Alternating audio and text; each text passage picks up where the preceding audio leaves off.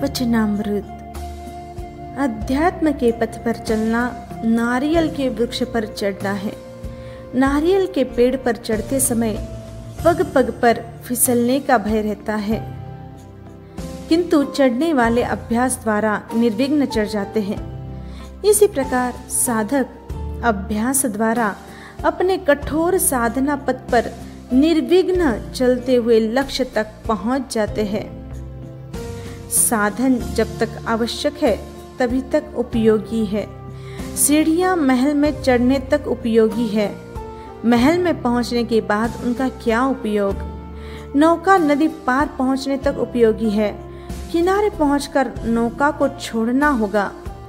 सर्दी में कंबल को चिपका कर रखते हैं खुद से, पर गर्मी आते ही उसे खूंटी पर लटका देते हैं। इसी प्रकार साधना में शुभ कर्म पुण्य की उपयोगिता समझनी चाहिए। स्वाध्याय और ध्यान करते समय उसी प्रकार तदाकार हो जाना चाहिए जैसे चित्रकार चित्र बनाते समय स्वयं के मस्तिष्क को पहले उस चित्र की कल्पनाओं से पूरा रंग लेता है और कवि काव्य करते समय पहले उस विषय की भावनाओं में तन्मय हो जाता है। वैसे ही साधक को ध्यान करते समय ध्येय में तल्लीन और तन्मय हो जाना चाहिए, तभी ध्यान में आनंद की अनुभूति हो सकती है। एक भक्त ने ज्ञानी साधु से पूछा, मैं 10 साल से निरंतर भगवान की पूजा करता हूँ, प्रार्थना करता हूँ, माला जपता हूँ, पर अभी तक मेरा कल्याण क्यों नहीं हुआ। ज्ञानी संत ने कहा, तुम 2 दिन के लिए यह संकल्प कर लो, पूजा प्रार्थना और माला के समय भगवान के सिवाय किसी दूसरे का कुछ भी विचार तुम्हारे मन में न आने पाए। भक्त कहने लगा, महाराज यह तो बड़ा मुश्किल है। संत कहते हैं, तो क्या सस्ते में ही अपना कल्याण चाहते हो? कल्याण की कामना में सबसे पहले मन को एकाग्र और भगवत लीन तो बनाना ही होगा। तन को सजाना वेश्या का कर्म है और मन को सजाना मुनि का धर्म है। मोक्ष मार्ग पर सही गति करने के लिए शास्त्र की आज्ञा पर ध्यान देना परम आवश्यक है। जैसे रेलगाड़ी कुशल क्षेम अपने पथ पर तभी चल सकती है जब वह सिग्नल को बराबर ध्यान में रखे। अगर सिग्नल का ध्यान न रखकर रेलगाड़ी चले तो कहीं भी टकराकर चकनाचूर हो सकती है।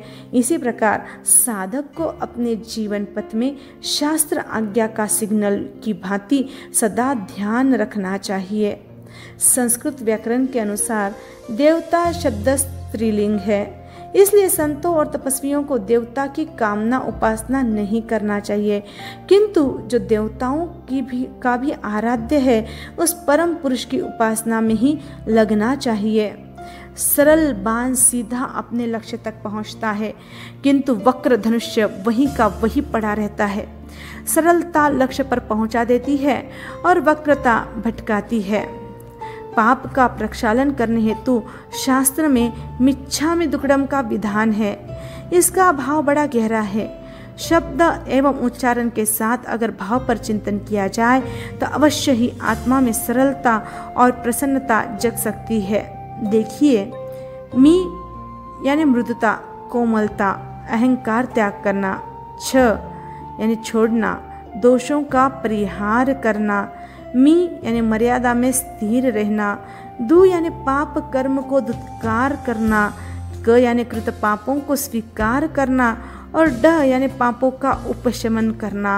इन भावों पर सतत चिंतन विचार करते रहना चाहिए।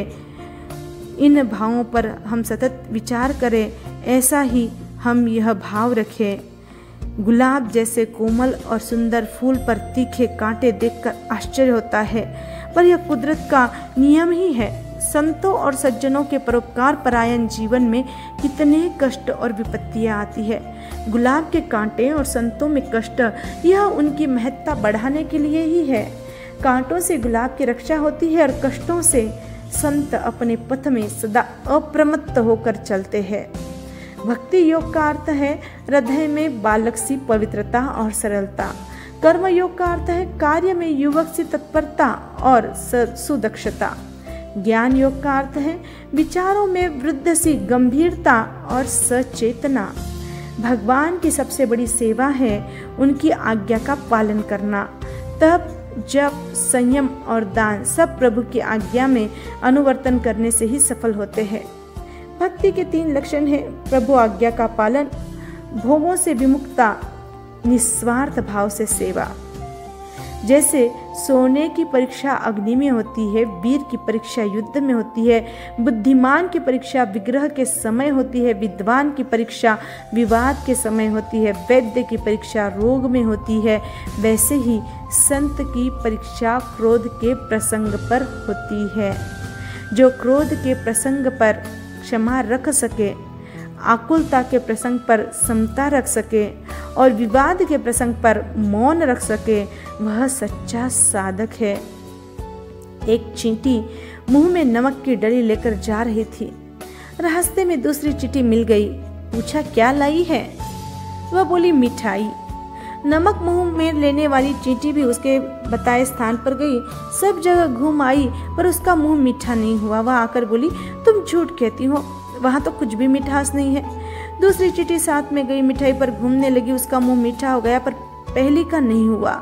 उसने कहा, तेरे मुंह में क्या है? देखा नमक का कण। तो नमक का कण लेकर मिठाई पर घूमने से क्या मुंह मीठा होगा? नहीं। इसी प्रकार मन में विकार और बुरी भावनाएं लेकर साधुओं के स्थान या मंदिर में चाहे जितने चक्कर लगा लो, आत्मा पवित्र नहीं हो सकती और न शांति की मिठास ही अनुभव होगी। प्रत्येक वस्तु की कसौटी होती है, हीरे की, सोने की, धान्य की, वस्त्र की, किंतु मनुष्य की क्या कसौटी है? मेरे विचार में मनुष्य की कसौटी उसका आचरण ही है। प्रार्थना अंतःकरण की एक पवित्र पुकार है। प्रार्थना को परमात्मा की और आत्मा का ऊर्ध्वगमन मानते हैं। सच्ची प्रार्थना मंत्रों व स्तोत्रों का पाठ मात्र नहीं है, किंतु वह मन की रहस्यमय स्थिति है जिसमें हर स्वर एवं हर नाद के साथ भक्ति रस का उद्रेक फूटता है। प्रार्थना बुद्धि और तर्क का विषय नहीं, किंतु श्रद्धा और भावना का विषय है। बुद्धिमानों के लिए प्रार्थना अबूझ पहेली है, किंतु श्रद्धालु भक्त के लिए वह गुड़ की मीठी डली है। प्रार्थना अशुद्ध चेतन की शुद्ध चेतन में लीनता है। प्रार्थना का आनंद दार्शनिक और पंडित नहीं समझा सकता, किंतु एक सरल भक्त उस आनंद का स्वतः अनुभव कर सकता है। जैसे सूर्य की उष्मा, जल की शीतलता, फूल की सुगंध और गन्ने की मिठास अपने आप अनुभव की जा सकती है, वैसे ही प्रार्थना का आनंद भी स्वसंवेद्य है। यह मत देखो कि प्रार्थना लंबी है या छोटी, संस्कृत प्राकृत में है या कौन सी भाषा में है, किंतु यह देखो कि आपकी तन्मयता उसमें होती है या नहीं। प्रार्थना तो पिता के साथ बच्चे की बात जैसी सरल और भावनात्मक होनी चाहिए। प्रार्थना की जो भी विधि, जो भी पाठ हमें शुद्ध चैतन्य से निकट ले आए, वही अच्छी है। सरिता का मधुर जल भी संग्रहशील सागर के पास पहुंचकर खारा बन जाता है। क्यों? और फिर पुनः सरिता में आते ही वह मधुर बन जाता है। क्यों? सरिता देती है, सागर लेता है। देने वाला सदा मधुर रहता है, लेने वाला कड़ुआ बन जाता है। सच्चा दान वह है जिसके लिए हृदय के भीतर से प्रार्थना उमड़े और देने पर मन आनंद से भर जाए। पैसे देकर जैसे कोई वस्तु खरीदी जाती है, वैसे ही अगर दान देकर यश और प्रतिष्ठा खरीदने की भावना हो तो वह दान नहीं, एक व्यापार है, एक सौदा है। दूध में तेजाब या विष मिलने से जो दोष दूध में आता है, नाम की भूख मिलने से वही दोष दान में आ जाता है। कमजोरी और रोग का इलाज यह नहीं है कि उसकी चिंता की जाए। चिंता से तो कमजोरी बढ़ती है, रोग प्रबल होता है। मन को निश्चिंत और प्रसन्न रखना, शक्ति संपन्न बनाना ही कमजोरी और रोग की अमोघ चिकित्सा है। खिले हुए फूल को सभी चाहते हैं, मुरझाए फूल को कोई देखना भी नहीं चाहता। इसी प्रकार प्रसन्न रहने वाले व्यक्ति को सभी चाहते हैं। जिसके चेहरे पर त्योरियां चढ़ी हो अथवा उदासी छाई हो, उसको कोई भी देखना नहीं चाहता। सुख और आनंद में अंतर है। सुख की अनुभूति बाहरी वस्तुओं से भी हो सकती है, किंतु आनंद की अनुभूति तो आत्मा में ही जागृत होती है। जय आनंद।